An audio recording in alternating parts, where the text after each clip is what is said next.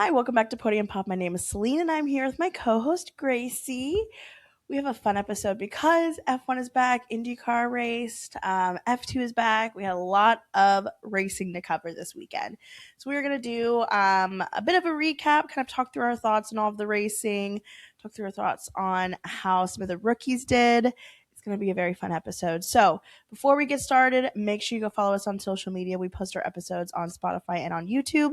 We also post on Instagram and TikTok some fun clips and some recaps as well. So go follow us and let's go ahead and pop the bottle and get right on into it. Let's do it.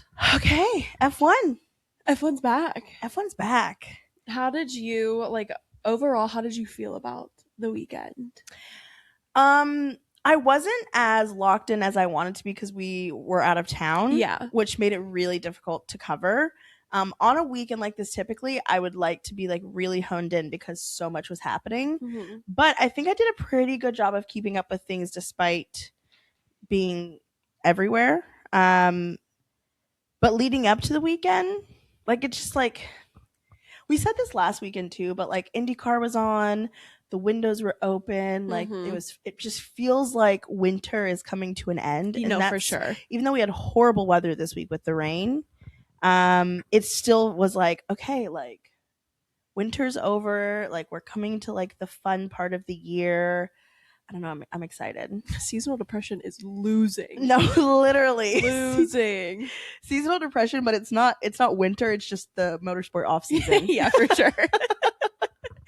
But no, we were also happy International Women's Day. Yeah, happy International Women's Day. We're filming this on International Women's Day, so this is posted on a different day. But we were finding pictures to post for our posting about it.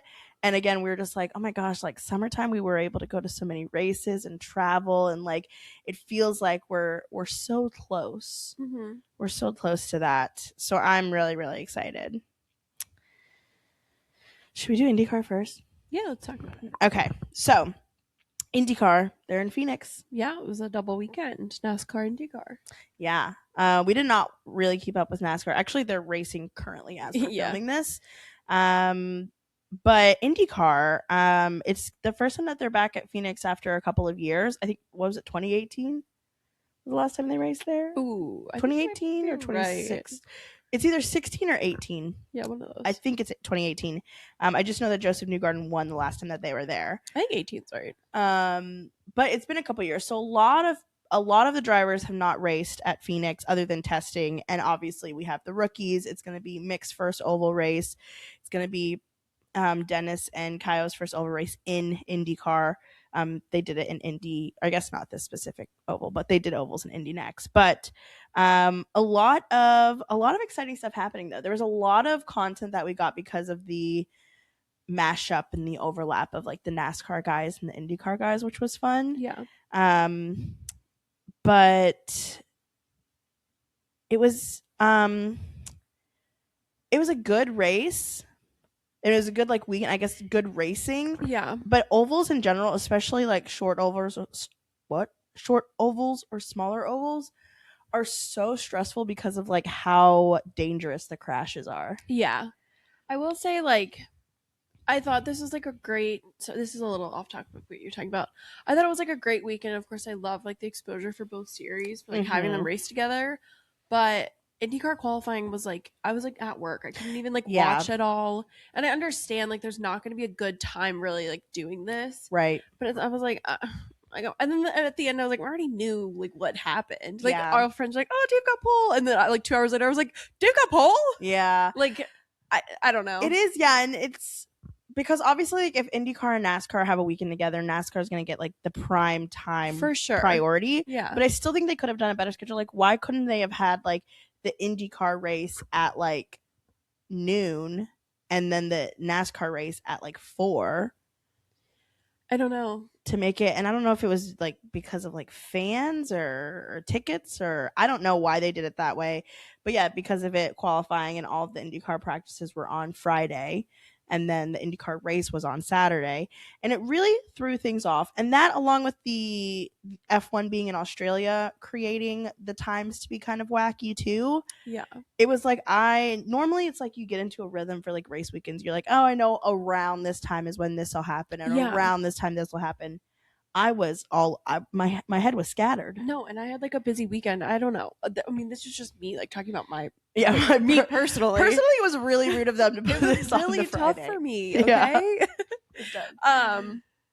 Yeah, I will be excited too when F1 kind of gets a little more steady in the times. We're coming up on China and Japan though, so. Oh my gosh, yeah, because like everyone complains about like F1 races being so early in the morning, them being at like 8 a.m., 9 a.m. I'm like, I would take an 8 a.m. race over like a midnight race. Yeah. Any day.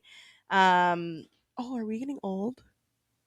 Are we unk and chopped? Well, a midnight race, like, not bad. Like, this wasn't bad for us, the fact that we were like driving home. Right. But like, well, midnight races in general, like, I just feel like I'm not as locked in on them, because normally if I'm up past midnight, it's because I'm up past midnight, like at an event, or like, you know, out with friends or doing something. Like, I'm never at home staying up past midnight typically. Oh, really?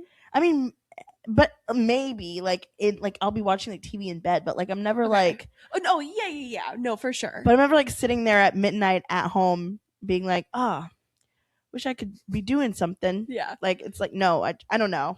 Versus like 8 a.m., 9 a.m. I'm such an early riser anyways that like that's typically not an issue for me unless I'm hungover. Well, can't win them all. No, you can't win them all. Anyways, enough about us and our complaints. We came into this so negative. No, like, it's we fine. love it, but... And I'm happy for the Australian fans. I'm happy for the other fans that are getting the times, because I know really every other race for Australian fans have horrible times. So I guess I can't complain too much about it. But you know what? This is our podcast. We can talk about whatever the hell we want. We can. You know what? It is supposed to be things, our thoughts from our perspective. Our personal opinions. Our personal opinion. So fix that. Yeah. Okay. Us and us only. Us only. All right. Back so to IndyCar. IndyCar. Let's talk a little bit about qualifying.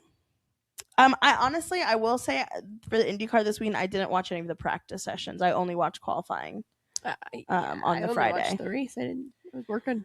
Well, I'll talk a little bit about qualifying. I took some notes on it. Go for it. So despite like ovals being like kind of nerve-wracking to me, I do love oval qualifying. Love an oval qualifying. Because I like being able to just like focus on like the one driver going, and really kind of like focus on you know, like what timing you would need, what speed he needs to get up to.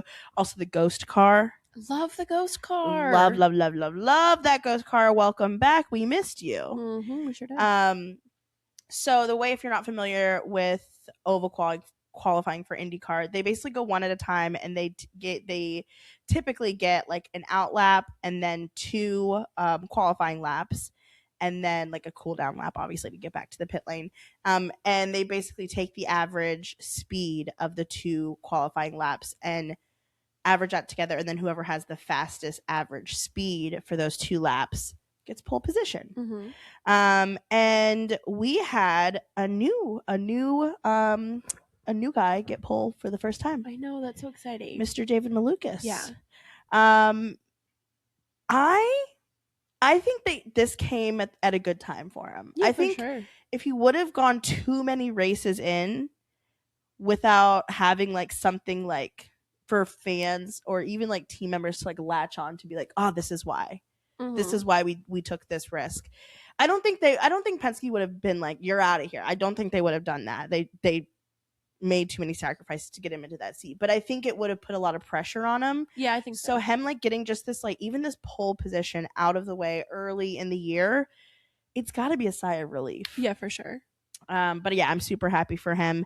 Will Power had a crash in qualifying. Again, short oval crash, especially qualifying ones, are pretty scary. He was okay, thankfully. We had a close call with Louis Foster in qualifying as well, where he nudged the wall. He didn't crash, but he nudged it. Mm-hmm. It really affected his time. And then Felix Rosenqvist wasn't even able to do qualifying because he had a crash during the morning practice. So, another thing that kind of came up and was talked about in qualifying is Dale Coyne Racing. So if you listened to our episode last week, we were ranting and raving about how well DCR looked in the opening race. It unfortunately did not carry over to race 2. Well, I think it was with their setup. I don't know if it's that their cars are made for street racing rather than oval racing. mm-hmm. I will say it was not. I'm almost 100% sure it was not the drivers. It was the car, because during the qualifying, it also shows them like how far they put like the throttle down and where they're actually like accelerating versus like lifting, that kind of thing. And the commentators were talking about like, both of the Dale Coynes, but specifically Dennis Hauger, had almost like the same amount of, or the same pattern of like throttle and acceleration and lifting as the people at the top, like David Malukas. Mm-hmm. But because the car is so slow and there's so much downforce in it, his time was still just like, it just was nowhere near what he needed it to be. So it is, it's gotta hurt coming off of like such a high. Yeah, for sure. High highs, low lows. The high epic school highs football. and lows of IndyCar. Of IndyCar. Exactly. Yeah. Yeah, for qualifying, David Malukas was on pole, and then we had Joseph Newgarden, so Penske won too. Yep. The RLLs were super quick during qualifying. Yeah. We had Graham Rahal in third, and then Mick Schumacher on his very first oval qualifying, he got fourth in qualifying. Scotty Mack was fifth, so another Penske. Sixth was Alexander Rossi. Seventh was Pato. Eighth was Rinus VeeKay. Ninth, Nolan Siegel. And 10th is Alex Palou. So Alex Palou is up there, but not close to where we're typically used to seeing him. Should we talk a little bit about Nolan Siegel qualifying in ninth? Yeah, I mean, he did well. He did well during qualifying. Nolan Siegel is going to be a name that we probably bring up quite a bit when we're talking through IndyCar this year, because a lot of eyes are on his seat. Yeah, for sure. There are a couple drivers that really need to prove themselves this year, and he is for sure one of them. Marcus Ericsson is another one, because a lot of people think that there are more talented drivers that need to be at a top team. There's very few spots on top teams. So Nolan Siegel getting ninth in qualifying's got to feel good. That's not carry over to the race. We'll talk about that. But yeah, what are you thinking about Nolan? I mean, I don't want to just like sit here every episode and just be like, he does need to do better and perform, like we said, but I don't want to like dog on him the entire time. Like not to bake a loaf of bread that's already been baked.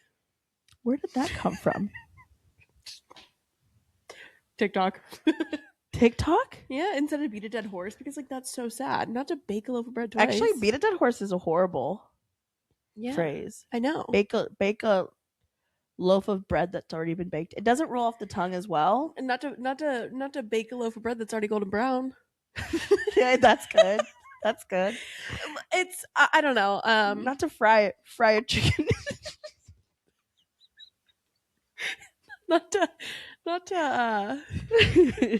Wait, what's one that's related to motorsport? Not to refuel an already full gas tank. Not to qualify a car already on pole. Wait, I love that one. Thank you. That one was good. Thank you. Good. Not to qualify a car that's already on pole. No, yeah, I agree. Agreed. But I think it is good that he qualified in the top 10. Yeah, absolutely. I think it did well. Showed he did. Where did Lundgaard finish? 18th. Yes. Cool. I was like, how'd you know that? I took notes on it. Yeah. She was reading my notes. I was. That was in qualifying, not the race. Yeah, for sure. But yeah, he did well. He did really well. And again, it was like one of those David situations where it's like he needed that like little like, oh, I can do this, like a little like boost of confidence. Same with David. They've got to feel a little bit more secure about it. And then Mick, we talked a little bit about this. Good. He did so good during qualifying. He was not able to carry that over to the race, just with some bumps, some booty bumps during the race. Mick, he had some bumps with some Penskes. We had a couple others that collided or were kind of rubbing tires. Yeah. Rubbing tires together. Rinus VeeKay and Alex Palou. Kind of crazy. Alex Palou got taken out of the race. with that. I think that was like totally on Renus. Oh, it was absolutely on Renus. Absolutely. I hate to talk bad about my king, but yeah, love Renus. But I also love Alex, and Alex is such a talented driver. I think a lot of people were expecting him to continue, obviously be up there during qualifying. He was looking strong at the beginning of the race until he got taken out. But I don't know, like what. It just would suck if like the only way that Alex is not succeeding is if he's being crashed out. Like I hope this isn't like a trend that continues, and I don't think Renus did it on purpose by any means at all, but when you're racing someone, like you got to be aggressive, but you also got to realize, hey, just because he's one of the best, he is the best racer, the best IndyCar racer right now, doesn't mean I can bump into him and crash him into the wall. Again, he didn't do it on purpose, but Christian Rasmussen and Will Power also had a moment. Yeah, they did. Oops. Will Power, he's got to turn his luck around. I think it's we've talked about it with our friends this weekend. It's the curse of the 26 car. Yeah. Yep. The 26 car. Maybe we should tell Will Power he needs to talk to the trees. Yeah. I think that might be one of the only ways to fix that car. It would not completely shock me if Will Power already talks to the trees. Honestly, yeah. He seems like he would be really tuned in with the trees. Yeah. Him and the trees are like this. He seems like he does love nature. Yeah. Yeah. So, but if not, he should try that out. Yeah, for sure. And Joseph Newgarden won. Yay, Joseph! Happy for you. Do we want to do our champagne pops and champagne problems for the IndyCar race? Let's do it. Okay. These are champagne pops and problems for the IndyCar Phoenix race. You want to go first? Who's your pop? Champagne pop. Despite not finishing great, I'm gonna give it to Mick. Okay, I was also thinking Mick, but since you said Mick, I'm gonna give it to Joseph. Yeah. I would like to give an honorable mention to Dennis Hauger for his fantastic save. Oh my gosh! At the beginning of the race, fantastic save, and I'll give an honorable mention to David. Oh, absolutely, because first pole. Yeah. So congrats. Champagne problem. Gosh, there's so much to choose from. I'm gonna give my champagne problem, and again, champagne problems. It's not his fault, but I'm gonna give it to Alex Palou. Because of him being crashed out. And again, it's not his fault, but it's got to feel really hard coming from a win to being crashed out in the next race. Yeah. I'm going to give mine to Will Power. Just overall kind of bad luck. I agree with that one as well. Yeah, for sure. Rough go. Anything else to add on IndyCar before we move over to Australia? No, I will say it was a fun weekend for sure. It was, and I'm excited. I hope that they do more like crossover weekends in the future. I'd like to go to one if I could. Yeah. So maybe if they announce one for next year, maybe we make that like a goal to get to. Yeah. Phoenix is just so far away. Yeah, Phoenix is really far. Where would you want to see them? Can you think of any? Like a double weekend? Yeah, an oval race that they both race. I mean, like they could do like Gateway. They both race at Gateway. Trying to think where else they both race. I don't know. I don't know NASCAR schedule too well. Yeah. So I'll keep Gateway as mine. That's a good one. Or IMS, but that would be too much. No, that would be way too much. That'd be crazy. That would have to be like well, I guess their off seasons don't match up too well. That'd have to be like an off season. They should do like as like a battle of the champions. Oh, that'd be cool. Race weekend. Like a charity race weekend. Yeah, charity. Yeah, that'd be cool. We could make a battle of champions for charity. Ooh. Champions for charity. We are on to something here. We are putting a verbal trademark on that. Yeah. Ladies and gentlemen, if you would like to do anything with that, you need to include us. We just came up with that. Yeah. Thank you. Yep. Okay, let's move on to the Formula World. Let's go to the Formula World. All right. Let's talk a little bit about F2. Yeah, F2. It's my goal this year. I did the same thing last weekend with Indy Next. It's my goal this year to learn the feeder series, learn F2, and it helps that we have Colton Herta himself absolutely participating. So a lot of the girls in the group chat, we're all kind of locked into F2 this weekend. Yeah. What were your initial thoughts going into the weekend? Like, what were you thinking? I wasn't really sure like who, like if there was gonna be like a. Oh, well, first of all, F2 and F3 are always so chaotic. Yeah. Like there is not like a single weekend that goes by when they race where there isn't just like some sort of chaos. Mm-hmm. Some weekends it's like all the way on one end and sometimes in the middle, but like Yeah. it's always pretty crazy. So I wasn't sure like going in, what it was gonna be. I wasn't sure the chaos level. Mm-hmm. But I was just pretty excited to see we've have like obviously Colton, some people stepping up, some like Alex Dunn doing like another season. I'm excited to see. They were mentioning they're like this is probably the like most variety that they've had where like from other series. So like they have someone from IndyCar, they have obviously a bunch from F3 and a bunch returning from F2, but they have some from like Formula Regional, they have some from WEC, they have some from European Le Mans. Like it's just like really like a good variety, which is cool. I would like to see the viewership stats. I wonder if this is one of the most that like people have watched. Yeah, actually. And even one of the commentators were like, I've with Colton, obviously he's like a household name in IndyCar. For sure.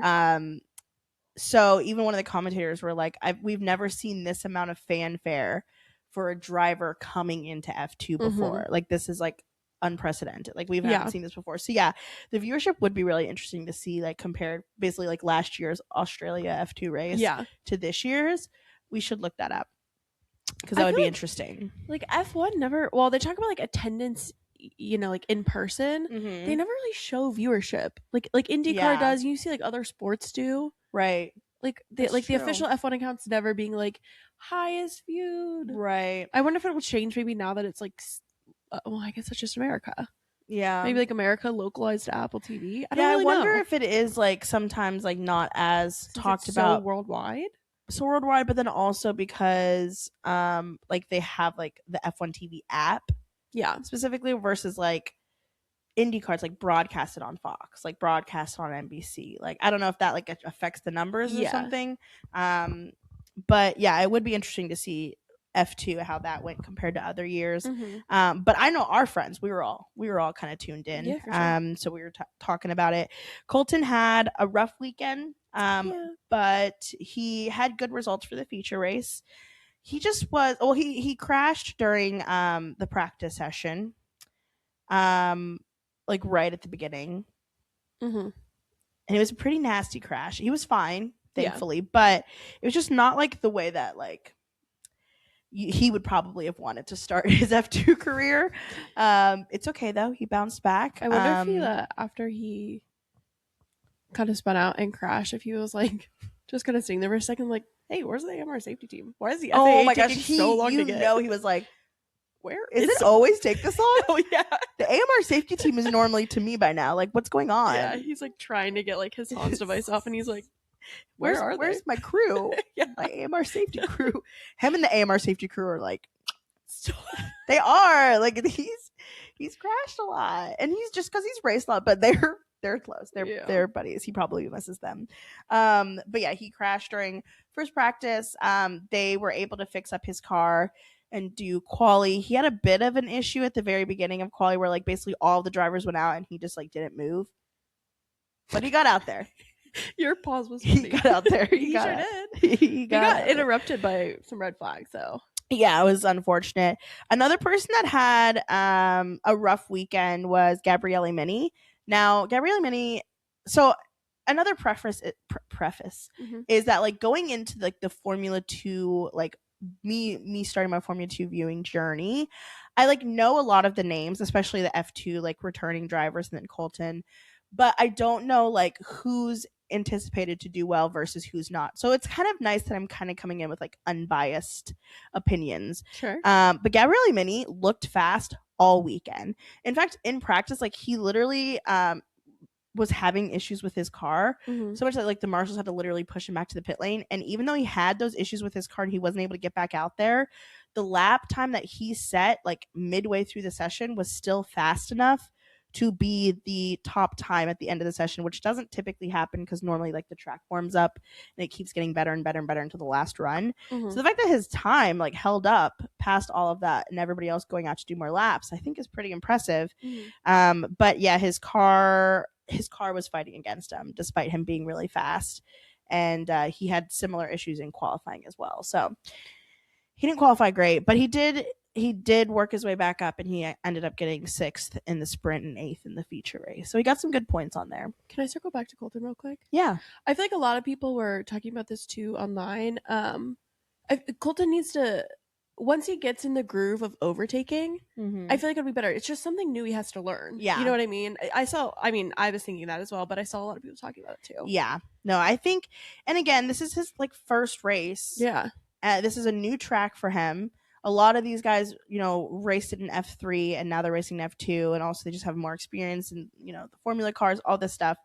It's a huge difference. So there's going to be a learning curve. I think he's going to be just fine. Yeah, I literally think he's going to be so fine. So don't panic if you're out there panicking. Don't.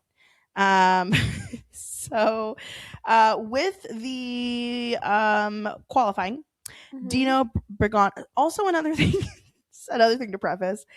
A lot of the F2 drivers have very difficult names for me to pronounce or to learn, and it's just one because they're unfamiliar, but two, it's a good thing. There's such a diverse group of people racing in F2, much more diverse than F1, which is exciting for the future of F1. But because of that, if I butcher any names, I am so sorry, and please correct me in the comments. Would like to formally request that F2 makes their drivers do the name pronunciation that everybody did for the Olympics. Yeah, they were even doing that for like America, like everybody. Yeah. I want to hear Colton Herta.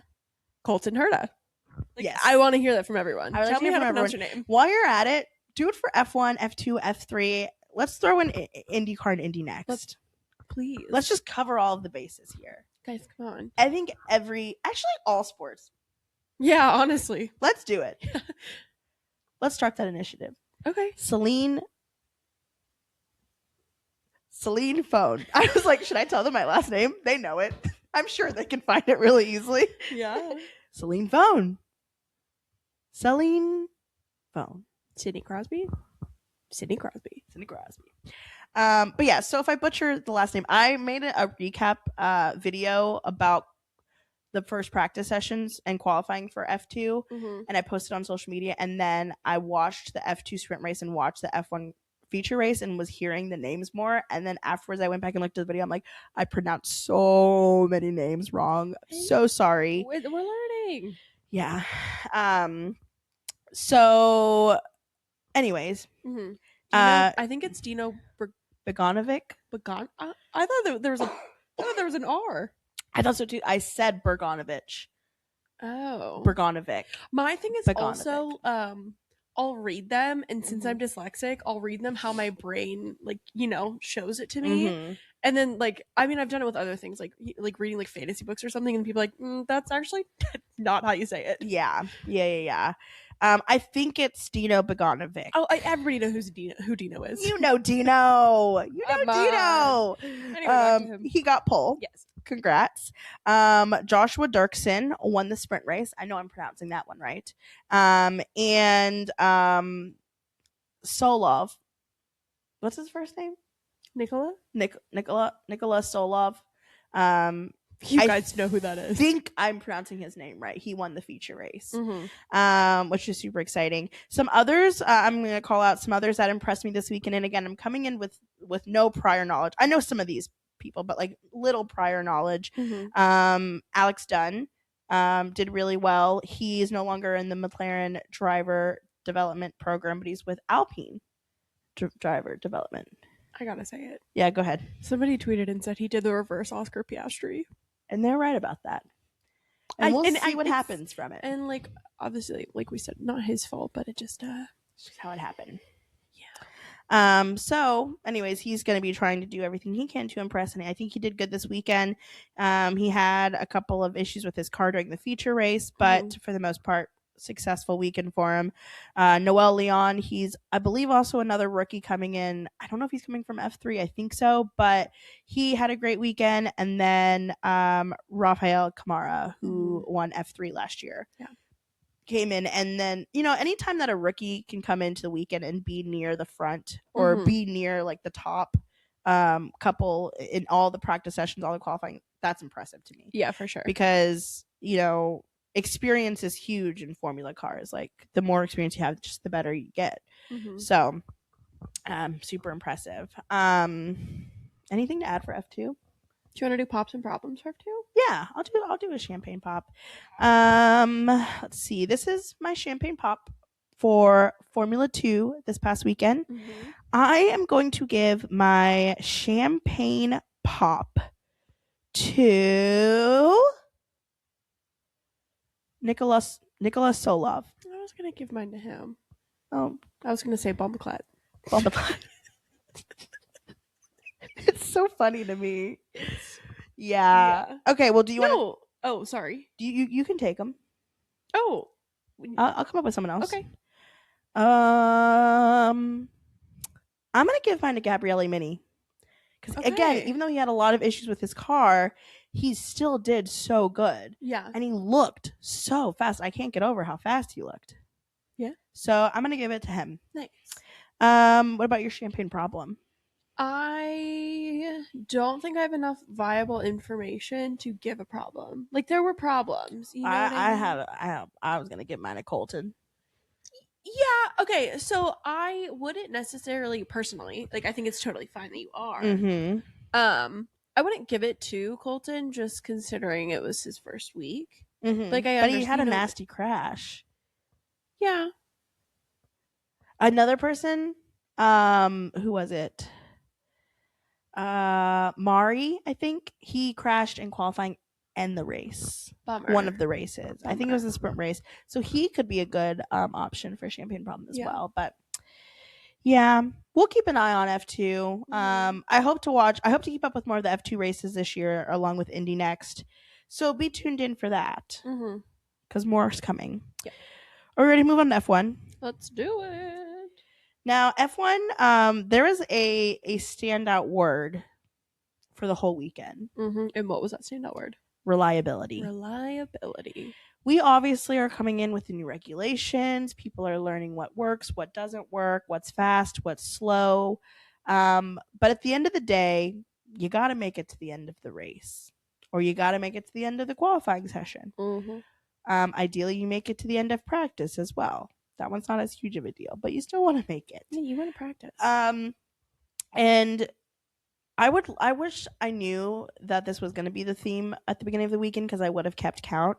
But the amount of times that the commentators were like, reliability, because it was such a huge issue.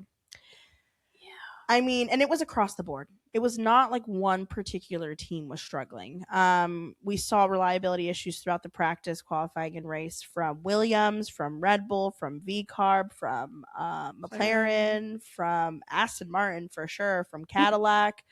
Just about everybody. Just about everyone. I think even Ferrari a bit had some issues. You know, Mercedes had a fantastic weekend overall. They were amazingly fast, but even in practice session 1, they were not doing great. So I wouldn't call that, I guess, a reliability issue. Maybe they were sandbagging. I don't know. But it was just across the board. And it sounds like that's going to probably continue for the next couple of races, I would guess. I don't think that everyone solved it. Yeah. It did get better for the race than it was during the practice sessions, obviously, but there's still some room to grow there. Yeah, 100%. Now, one team that had, I would say, the most concern around them with the, with preseason testing, but also with the practice sessions was Aston Martin. Yeah, I mean, like, I don't think there's like a single like F1 fan who wasn't like, what's going on? Yeah. I mean, Fernando didn't even participate in practice session 1. He didn't even get in the car because of there being so many issues with it, the porpoising. Lance did get some laps in for practice session 1, but even then he couldn't even do that many. Yeah, there were like I mean, obviously this was like rumors I saw online of people being like, are they even going to be able to qualify because of like the fact that they haven't run like enough type of situation. I mean, obviously they did, but yeah, there's a lot of question marks surrounding them. Did you hear what came out this week basically with Honda? Basically, like I don't think so. Aston Martin was. I read the article. I hope I'm like getting all the facts right. Aston Martin went it was like getting information from Honda. They were like, this is what's happening to the engine, like da da da da da. And then finally, like in November of 25, they went to Honda and were like, this is not what we've been told. This is not where we should be right now. Like basically, like they like fully, I think like Aston Martin kind of thought that like things were looking a lot better than they were. Mm-hmm. And I'm not gonna fully fault Honda because I Right. feel like Aston Martin should have definitely been there earlier. Right. But yeah, I saw that floating around this weekend. Do you think Red Bull's like, whew, Yeah, dodged a bullet with that one? yeah. Because that is rough. Another thing, I don't even have this on my list to talk about, but it was like I was like feeling a certain type of way when I would like be watching the practice session or qualifying, and I would see like the Ford racing hats in the garages, because there were obviously a lot of, this is Ford's first race in Formula, or back in Formula One. Mm-hmm. And they're racing with Red Bull and V Carb, so there were a lot of, I'm assuming, like sponsors and a lot of people from Ford here specifically this weekend. Yeah. But seeing all the Ford racing hats, like I was like, this, it just like warms my heart. Mm-hmm. And it's probably because I'm just like a Ford girl. Like my dad's worked at Ford my whole entire life, so like Ford's a huge, deal to me. But It's in your blood. it's in my blood. I'm a Ford Nepo baby. We've talked about this before. But it feels like, I don't know, like I was literally getting like chills like thinking about it. Yeah. Just them being back in the garages. So while I'm not always like, I love like Max and I love Isaac, and I'm super excited for, Arvid and Liam, but like I would have never like called myself like a Red Bull fan or maybe I call myself a V Carb fan, specifically in the Miami special livery weekends. Mm-hmm. But like I wouldn't call myself like I'm a Red Bull fan, I'm a V Carb fan. I wouldn't say that. But I was like, oh my gosh, like I can't help but be like, well, it's Ford. I'm not like a Red Bull fan, but I'm a Ford fan, so it's like hard to like, that's fair. But I was excited to see that there. It was very exciting. They had a lot of the Ford ambassadors there as well. Daniel Ricciardo was doing some stuff before the weekend. He wasn't at the track, I don't think. I don't think so. So I don't think he hasn't been back since he left, right? Mm-mm. Since he left Formula One. Good for him. No. Good for him for sticking to his guns. Yep. Speaking of Red Bull. He's good at him for sticking to his guns. Speaking of guns. Let's talk about gun control. Speaking of segues. No. Speaking of Red Bull, Isaac has been having a great first weekend. What are your thoughts on Isaac in his second Red Bull seat? I'm just like really happy for him. Yeah. Honestly.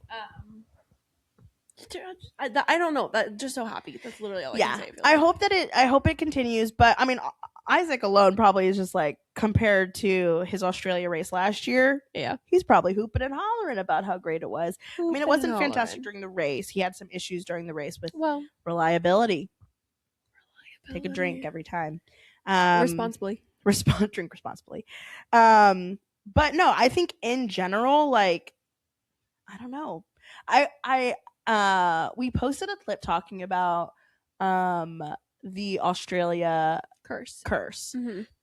And someone commented that they think that all curses are going to basically be reset and new curses are going to be taking place because of the new regulations. So maybe the second Red Bull seat curse is done. That didn't apply to our good friend Oscar Piastri. But he didn't win. Oh, I was talking about like when you win Australia. Just the Australian curse? I think just in general. No. I mean, some. We can't say all curses in general. Our good friend Oscar Piastri, his curse is alive and well. Yeah. But it's only like 2 years, I guess. Well, 3, 4 years. He didn't win, but anyways, regardless, I think the second Red Bull seat, I hope that curse is gone, because I really like Isaac and I want him to do well. He didn't finish the race. I know, but he was doing he had a really good weekend. He qualified well. He was fast during all the practice sessions, and it wasn't like it was his fault. It was reliability. Yeah, I just feel like as a superstitious girl, I feel like we can't. Me personally, I can't week one be like your curse. That curse is broken. I'm a manifester. We go about it different ways. Yeah, a little bit. What are some of the teams were looking extra fast this weekend? Yeah, Mercedes and Ferrari, I feel like, are just in another league. Another league completely. Yeah, no. Well, the first practice session was a little misleading because the first practice session it was the Ferraris and Red Bull. But then when Mercedes decided to get their act together, or to actually show what they can do, it was for sure Ferrari and Mercedes out in front. Yeah, 100%. They were. Mercedes in general were quick. Someone was talking about how like you could tell that like Toto was like Toto knew how fast they were and how like how they were going to be during the race, because when Kimi crashed during practice, like he was like obviously upset, but he wasn't like, he looked like he was like a little like calm about it. He looked way too smug the entire weekend. Yeah, no, oh, absolutely. The entire weekend. Absolutely. And speaking of Kimi's crash, so he crashed at almost the end of practice 3. Like, practice 3 is the one practice session you don't want to crash in because it's right before qualifying. Mm-hmm. But also to crash with like a couple minutes left of practice 3, that's the only thing worse than would be practicing on the practice laps for the race. Practicing on the practice laps for the crashing race? On the practicing laps for the race, which did happen. We'll talk about that. But Kimi crashed at the very end of P3, and everyone was like, oh my gosh, are they going to be able to get the car built back up for qualifying? Because it was a pretty brutal crash, and a lot of pieces came off. A lot of pieces. They showed a clip of the Mercedes team working on getting this car together. Literally, like, I thought I was watching like a cartoon. Like, I thought I was watching it on 2 times speed. No. They were like, and I told Gracie, like, I was like, I thought like it literally looked like they did a line of coke and said, let's get to work. Let's get to work, boys. They said, let's fucking go. They were moving, and it was just like so many, and like they worked so well in sync together, because like it was like a well-oiled machine. Yeah, they had to have worked on that over the summer or the winter. Oh yeah. They looked so like as a team so strong. Yeah, their car Mercedes was so fast. Kimi and George drove so well. I think that Mercedes might be really good. Like, obviously we think we called them being good. Yeah, I think everybody did. Mm-hmm. But I think it's going to be one of those situations where like, oh my gosh, like no one can catch them. Yeah. And again, it's only the first race, but like there were a lot of signs leading to that. Yeah, for sure. Let's talk about qualifying before we get, because I was about to talk about the race a bit. We enter qualifying, and Max Verstappen does just happen to crash kind of right off the bat. Yeah, and it's not like he bumped into anyone. It was something with the new regulations, like the way that the brakes I set up, or like the recharging for the energy is set up, that he literally it's like snapped, and then he just kind of went into the gravel and into the wall. Unfortunate. A lot of people were talking about this. Everybody was like, "Oh, Isaac's first weekend, Max Verstappen." Yeah, no, honestly, like that happens a lot. Like, I can't. There's always like one driver on the team where I'm like, oh, that's probably him, and then when it's not, like it happened with my one of my favorite reaction videos of us is when this was 2 years ago. We were watching Suzuka, and one of the Williams crashed, and we're like, no, Logan, and then we hear the commentators go, Alex Albon, and we're like, Alex Albon. Like, we screamed. And this was another situation where we're like, no, Isaac, and we're like, oh, Max. It was Max. Yeah. Yeah, he had a crash, so he did not get a qualifying time. There was because it was the first lap. Like, he didn't even get an initial lap in. There was a hot second. Was it like his hands, maybe? Yeah, so he got out and he was like shaking out his hands, and he got out quickly, and him and Kimi also on his crash, I noticed this, like, did not let go of the wheel, and that always stresses me out when they do it. And I mean, I get it, because like if I was crashing like that, I don't think I'd be thinking about taking my hands off the wheel, but it's like how it can cause a lot of issues. It's how Daniel Ricciardo broke his wrist a couple years ago. And whenever Max got out of the car, he was like shaking out his hands, and everyone was like, oh no.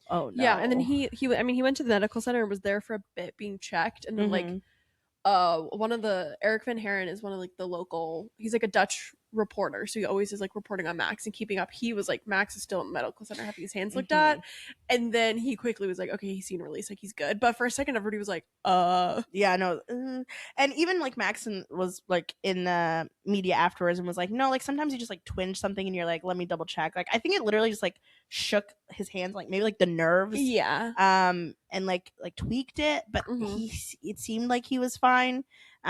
He seemed fine, plenty fine during like the rest of the weekend, so I think it's fine. But it was like a scary moment, like even when he got on the back of like the, because he didn't get in the medical car and drove away, he got on the back of a moped to go back to the pit lane. But like even on the moped, like you could see him like from the helicopter view, like he'd be like standing there and he'd like be like kind of like looking at his hands, and I was like, uh-oh, this could potentially be a scary moment. Luckily he was fine. Lance and Carlos also were not able to put a time in for qualifying. No, they were not. So that sucked. Yeah. And then also, like, speaking of the Williams train, Alex during Q2 couldn't, he went into the grass and then he couldn't set a good enough time to make it out of Q2. Yeah, unfortunate.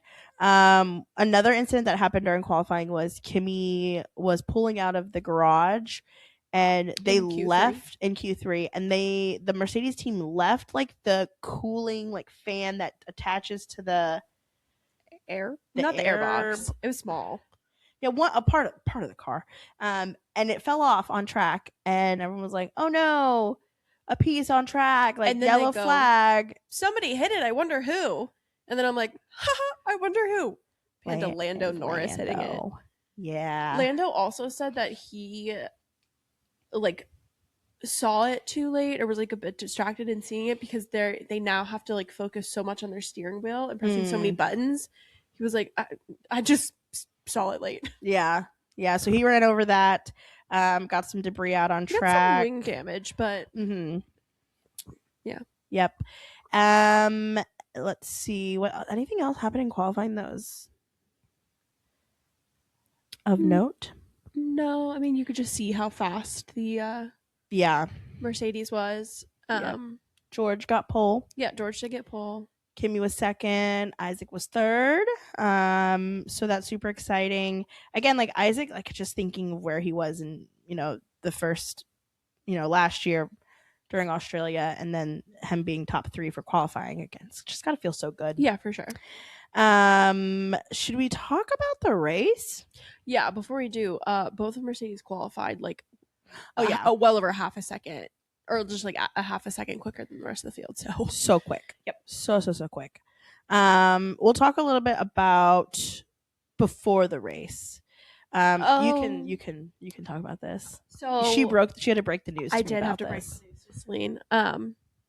We went to a hockey game out of town, and we were walking back to our car, and I'm getting like multiple texts in our group message, and I was like, "Ooh." My phone was in my pocket. Yeah, and I like looked down at my phone, and I just see Oscar Piastri is in the wall. Abby, thank you so much for breaking the news for me. I honestly, I would have rather be a friend than me seeing the tweet from Chris Medlin. Absolutely, because I saw the tweet from Chris Medlin like 2 seconds later. Yeah, and then I literally we have other friends with us, and I was like, I have to get Celine's reaction to this. So what happened is when the cars are in their garage before the race, they get in them, and basically to get the cars out lined up on the grid, they'll go around once or twice usually, and then they'll park their cars up on the grid in their starting positions. Then they'll do like the national anthem, all that jazz. Then they'll hop it back in for the race. Oscar did happen to crash his car on those laps getting to the grid, and was unable to compete in the race. No, it was I mean, of all ways to not win your home race, or not participate, to not even be able to start, not even to be able to participate, is so sad. Like it's heartbreaking. Family was there. He had the Piastri grandstand for the first time. Stand. Everyone there with their Oscar Piastri hats. Yeah, there was like some fans that were like, damn, spent this money on the Piastri grandstand. Like they weren't blaming him, but just like in hindsight, you know what I mean? You're like, yeah, that money I spent. It's so sad. No, it's really sad. I don't know. 2027, his year.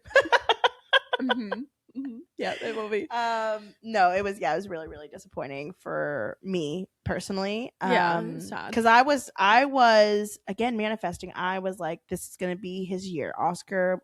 Every prediction I did leading up to the weekend, I was like, okay, I'm calling it Oscar P1, Oscar P nothing. Sorry, that was harsh. P21. P21. I do remember us one time being like, who do you think is going to be the person to finish P22? I have a vivid memory of us talking about that on the podcast. Oops. Well, we're wrong. But that was again before the race even started. Another person that didn't start was Nico. Yeah, but I don't know why. I couldn't figure that out, if I can be honest with you. Yeah. I tried to do research this morning. I couldn't. So which was also kind of unfortunate because Audi was looking really strong all weekend as well. Yeah, they were. So for him not to be able to start the race, I don't know. I'm assuming it was just like something with the car. But that was also sad. Not as sad as Oscar because it was his home race, but you know, still sad. Still sad. Race start. So race, I was driving. So Gracie was giving me play-by-play commentary, and then we were listening to it. Yeah. So I'm going to be relying on Gracie a bit for the notes on this one. I'm ready. Okay, so the start of the race happens, and once again, starting is George, Kimi, Isaac, Charles. They're all up there. Lewis as well. George has a good start. Kimi has a poor start. Charles Leclerc has the start of his life. He had such a fantastic start. He took the lead so quickly, and we see a trend for the first, I would say, good first half. Maybe before that, there's a virtual safety car that came out. Before that virtual safety car came out, of Charles and George just going back and forth, taking the position from each other. This was so funny, you telling me in the car, because you're like, oh, George is leading. Now Charles. Now George. Now Charles. Yeah, like, they're wheel to wheel. Okay, they passed. They're wheel to wheel again.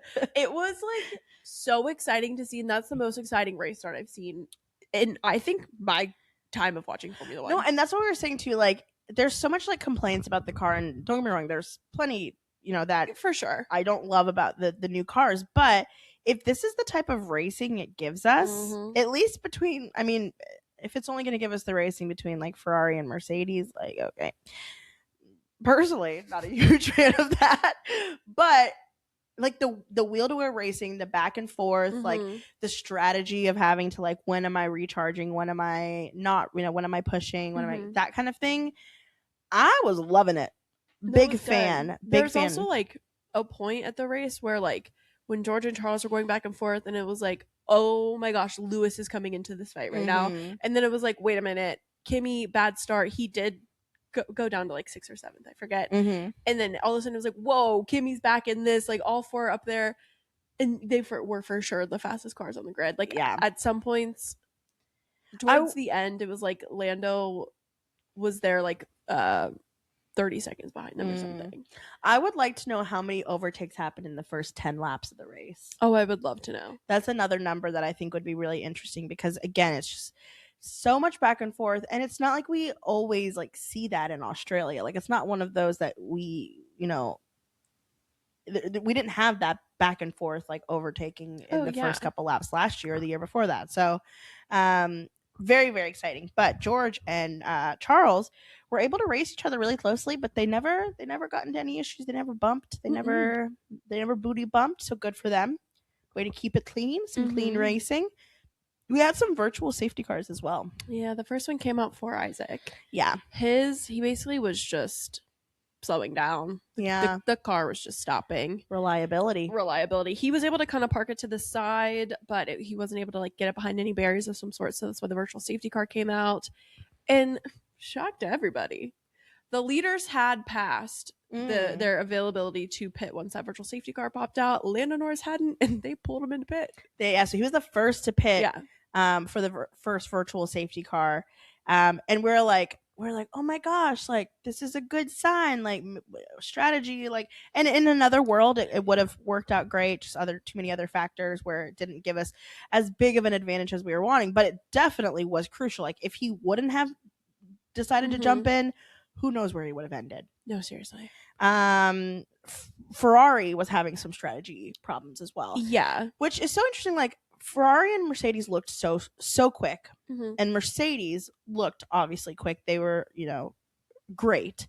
But if Ferrari made some different strategy calls, would they have been closer to Mercedes and possibly been a little bit more competitive on trying to get the win? Yeah, that's a good question. I do, like, Lewis came over the radio when the virtual safety cars were coming out, how both Mercedes and Ferrari both stayed out. Ferrari was like, why? Lewis came over and was like, why didn't we split the strategies? Mm-hmm. Which, it's great points. Why aren't you? Yeah. So yeah, we had a couple different virtual safety cars. Mm-hmm. And then we also had Aston Martin just kind of constantly in and out. Yeah, so like very they were running, and then Alonso was in the pits. He never gets out of the car. He stays in there, and then all of a sudden Alonso's back on the track. I didn't know they could do that. Do you know that sound on TikTok that's like, I'm alive, I'm dead, I'm alive again? Yes, that was literally Aston Martin all weekend. And then Fernando was then like 12 laps down, and then jumping a bit, the same thing happens to Lance. He goes in the pit, is just there. He comes back out. 12 laps down, Fernando retires. Mm-hmm. And Lance Stroll did finish the race like 15 laps down or something. Yeah, 15 laps. But you know what? I'm sure he's stuck with it. Yeah, well, yeah, and they're doing that to like figure out their issues. Mm-hmm. Yeah, another person that didn't end up finishing the race was Valtteri. Mm-hmm. But Checo did finish the race, which is exciting for Cadillac. Yeah. I'll take it. I'll take one car finishing the race for their very first Formula One race. It's good. Can we talk about Max? Yeah. So Max started in 21st, and I mean, he did great on these overtakings. I wasn't like shocked. No, I don't. Nothing shocks me about that man anymore. No, I mean, like, he's passing up some Alpines and some Williams, but he did really good at like consistently going and doing these and like climbing back up the grid. He was just, it was a very like continuous, like, he's coming. Yeah. He's coming. He's behind you. He passed you. He passed the next person. Like, it's just, and again, it's Max Verstappen. It's not shocking. We saw what he did in Brazil a couple years ago. Like, okay, very typical. But still, every time, I'm still impressed. I'm still impressed with what he can do from the very back of the grid. And I think that, proves how good of a race car driver he is. Like, if you have a quick car, you qualify at the front, you win the race. That's obviously good. You're still a good race car driver. But to qualify in the literally very back and to still be able to be back into the points and be as quick as he was, good for him. Mm-hmm. Pat yourself on the back, brother. Talking about Max, I want to talk about Arvid. Oh, yeah. Arvid had also, I think, just like the weekend of his lifetime. Yeah. He was performing so well, and he, at the start of the race, he had a pretty decent start, and Liam Lawson, his teammate, did not. Liam fell back to like 17th. Yeah. Yeah, Arvid did better than Liam in all the practice sessions. Liam did out-qualify him, but he did finish in front of Liam during the race. Yeah. I also love that when Max was coming up to Arvid wasn't just giving him a pass. Mm-hmm. And he said that in the media after. He's like, I know I'm a rookie. I know I'm young, whatever. But like, when I get in the car, this is my job. I'm doing my job to try and defend and keep my positions. And I just really love that. Yeah. Even though it's like the sister team, whatever, it's Max Verstappen behind him. He was like, no, I'm going to do the same as I would for literally anybody else. Yeah. No, he did so good. And even in like the practice sessions, like specifically practice session 1 and practice session 2, he literally qualified right next to the Red Bulls. Like in one of the practice sessions, I think it was literally Max, Isaac, Arvid, and then the next one it was Max, Arvid, Isaac. Like he out qualified one of the Red Bulls. Like it's just like so much. Out practiced one of the Red Bulls. So much potential, and the commentators brought this up multiple times throughout the weekend. But like he's not having, like, so many of these drivers are complaining about having to relearn how to drive these cars.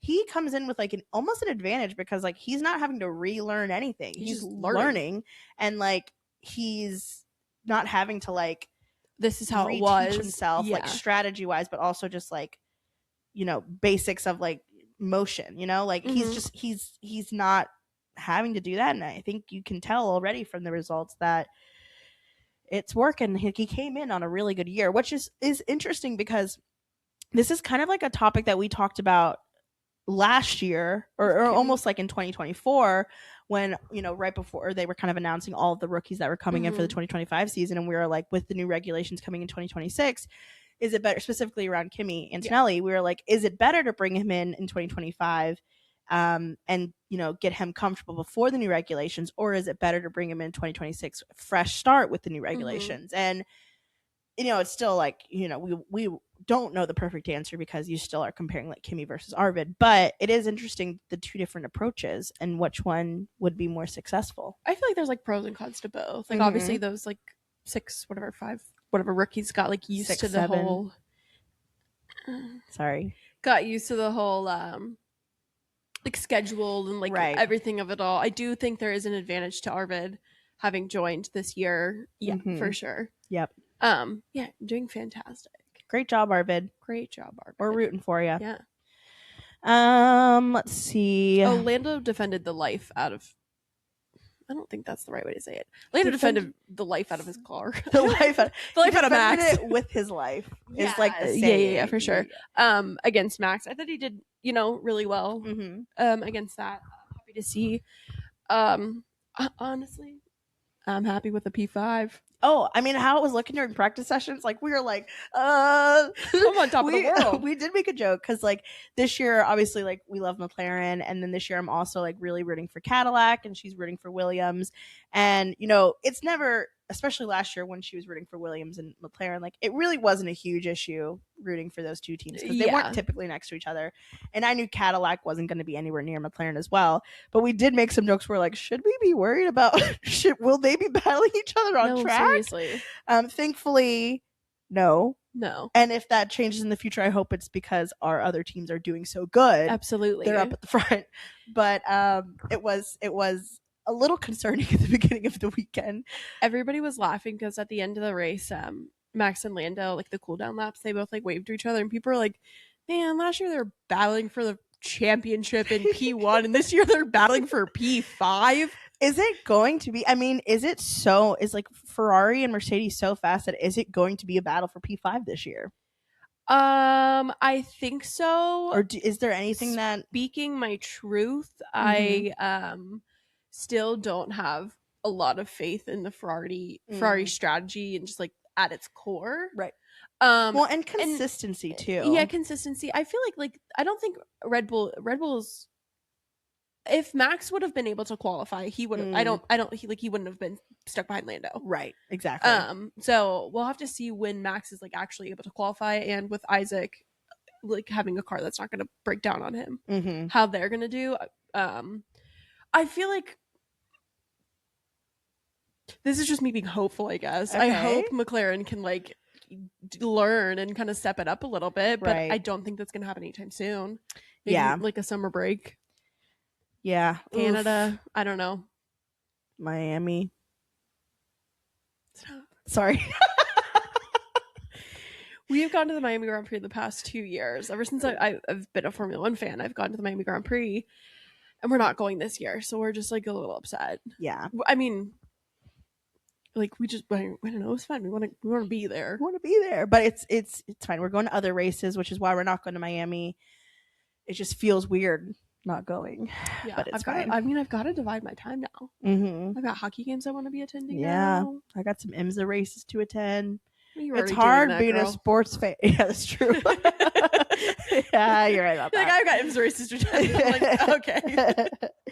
No, for sure. Shoot, what was I going to say? I don't know why I said for sure. For sure. Oh, I think I want to give props to Kimi as well. I talked about it briefly, like his recovery from doing that, and also how cool will it be when we get a George, Kimi, and Lewis podium? Wow. Yeah. Toto Wolff front row in the crowd. Yeah. Crazy. That'd be almost as crazy as like getting a I don't know why this would happen, but getting a Lewis, Kimi, and Carlos because Lewis Oh, replaced Carlos. Kimi replaced Lewis. Yeah. That podium would be wild as Yeah, well. for sure. Interesting. George ended up winning. Yeah, he did. So I'll run through the top 10. It was George, Kimi, so Mercedes 1, 2, and then Charles and Lewis, Ferrari 3, 4. Then after that, it gets shaken up a little bit more. So Lando P5, Max in P6, Ollie in P7. He had a quiet race. Haas in general were kind of quiet this weekend, but it worked, obviously. Arvid, first F1 race, P8. Not bad. Gabby in P9, again, very exciting to see because, again, if you would have told him that he was going to be P9 a year ago, oh yeah, it would have been like crazy. He also got the very first points for Audi. Yeah. So yeah.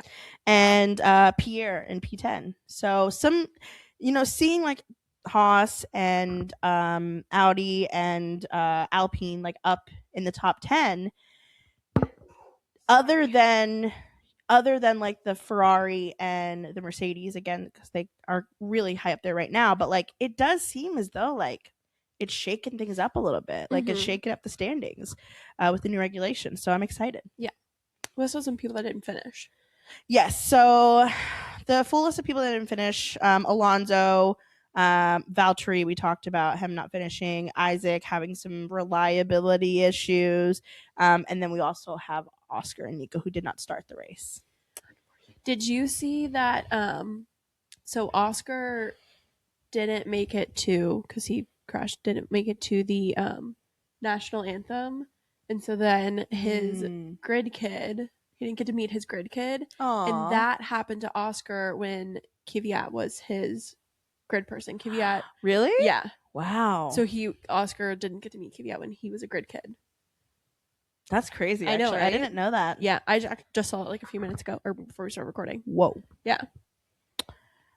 Oscar. Well, it's okay. He's gonna go get pole in China. That's happened last year. Yeah, I know. You think Lewis is gonna win the sprint race? Wow, that'd be crazy. That would be crazy. Should we do some predictions for next week too? Let's talk through our champagne pops and problems first. Okay. These are champagne pops and problems for the Australian Grand Prix. What is your champagne pop? My champagne pop. That's beautiful. Thank you. I'm gonna give it to Mercedes in general, and I guess if I have to give it to a person, I'm gonna give it to Toto Wolff. Oh, okay. Sure. Great weekend for him. I'm gonna give mine to Arvid. Arvid, yeah, that's a good one. That's a really good debut one. race. It did so well. Yeah, for sure. Who's your champagne pop? Oscar. Oh, yeah. Are we gonna agree on that? Yeah. The home race. Yeah. Oof. That's so sad. And you know what's crazy is I'm sure he got our champagne problem for the Australia race last year too. Oh no. He probably. Yeah, I'm sure. Yeah, I don't know for a fact, but I would be shocked if we did not give him the champagne problem for last year. He definitely. It actually would be really interesting to compare our champagne problems and champagne pops from last year's races to this year's races. Wow. Yeah. That could be a fun little like end of year recap we do. Yeah, for sure. But yeah, no, Oscar champagne problem. Yeah, absolutely. Do you have any predictions for China? Is it sprint weekend? It is a sprint weekend. Yep. There were all those grass fires in China last year, right? Or was that 2 years ago? I think both. Yeah. I think there were more 2 years ago, but there was one last year too. I'm gonna say, which, how does that happen? I've never seen the grass just catch on fire out of nowhere. It must be like really dry, and then the sparks coming up from the cars. Oh yeah, that does make sense. Only you can prevent. Only you can prevent a wildfire. Thank you, Smokey. You are so welcome. I think we're gonna see. Let's see. I'm trying not to go like, basic. Right, like obvious. Yeah. I think Isaac's gonna do good. Okay. Yeah, I love that. That's my like kind of like, I guess not random because he did good this weekend, but like kind of random. Like I don't know if he'll win, but I think we'll get an Isaac podium. Okay. Yeah, I love that. I am gonna say Audi double points. Oh, I love that. Thank you. I love that. Thank you. Well, we'll be following. We'll be home this weekend actually, so we'll be able to lock in a little bit more on the at 3 a.m. I forgot. Sorry. 3 a.m. I think we've both decided we're going to. I'm gonna be on. I did get up last year at 3 a.m. to watch. No, qualifying. me too. Because Oscar got pole. I remember. Yeah. No, I'm gonna sleep, and then I'm just gonna not look at my phone. I'm gonna wake up and then just sit down and watch. Yeah, I think that's what we have to do. The sprint race is at 11. Okay. So that's I can do that. That's Friday night then, right? Yeah. No. Sprint race would be Saturday. Yeah, but they're so far. They're so far. My brain hurts. Hold on.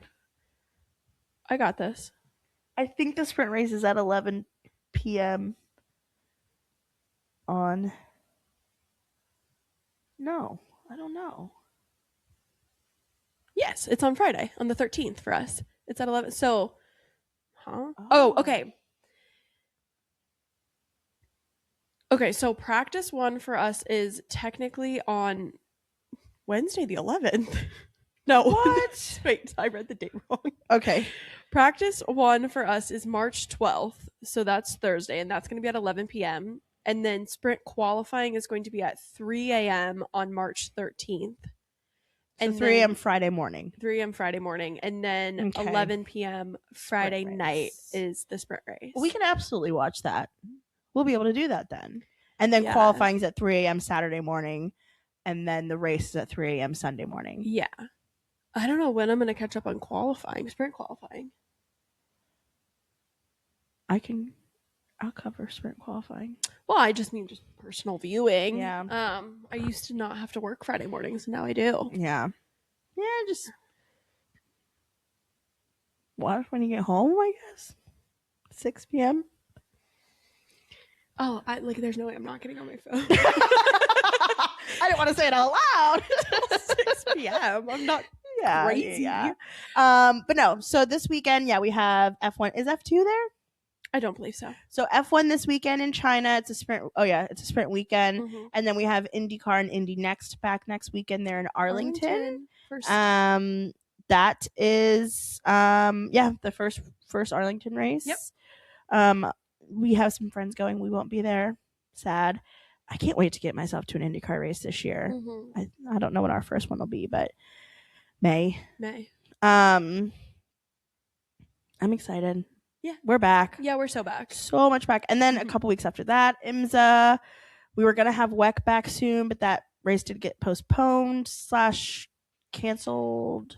Yeah, due to world events. So I wonder, I wonder if that's going to affect any. Because while most of, races in the Middle East are near the end, we have Saudi Arabia coming up. Mm-hmm. Like, I don't know what's going to happen with that one. Oh, yeah, Bahrain. So TBD. Yeah. TBD on that. But China, we'll be watching. So, yep. All right. Well, thanks for watching this episode. A lot to recap, but thanks for sticking with us. Yeah. See you next week. See ya. Bye.